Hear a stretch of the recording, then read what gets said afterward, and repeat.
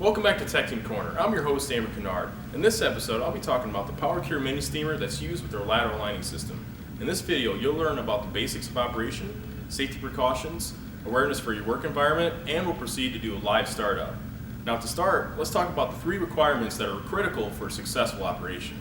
The first requirement you will need is an adequate water source. An outdoor faucet is the most common water supply used at residential and commercial areas, but not all locations have access to an outdoor faucet.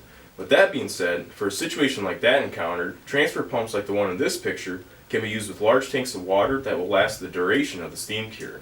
The second requirement is for your electrical. The electrical source must be grounded, be fuse or circuit breaker protected, and should be sheltered when used in rain to avoid potential electrical issues. The third requirement is having plenty of diesel fuel for long operations throughout the day. When it comes to the steam cure process of our polyester resin, it typically takes about 45 minutes to an hour from the time you introduce the steam to the end of the cool down process. However, there are times where you need to steam the liner longer, so having the correct amount of resources and game plan available is needed for success. Now that we discussed some critical requirements, let's talk about some precautions that should be followed.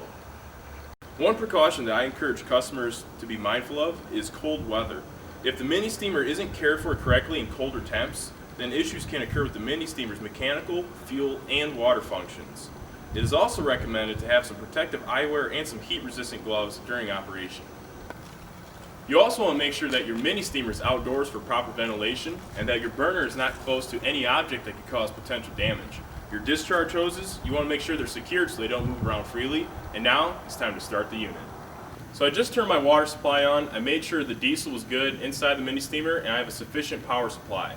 One thing you want to do with the mini steamer is you want to make sure that you test fire it before you actually go to an install. So now that all my sources are good, I'm going to turn the pump on, let it run for a few minutes, make sure the pump's running consistently, and then I'm going to turn my burner on. So there are more details that I can go into about the mini steamer, but that's learned during training with LMK Technologies.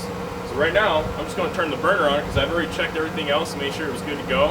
And within a few minutes, we should be having steam come out of our discharge. So it's been a few minutes, our mini steamer has been tested, we're good to go. Now we can turn the burner off, let cool water come out, and now we can start the install.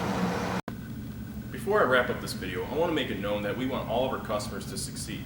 Having said that, I encourage all of our viewers to follow all the correct steps with our lateral lining system. On the next episode, we'll be talking about the resins and materials that we use and provide here with LMK. I'm your host, Andy Kennard. Thank you for watching. We'll see you next time.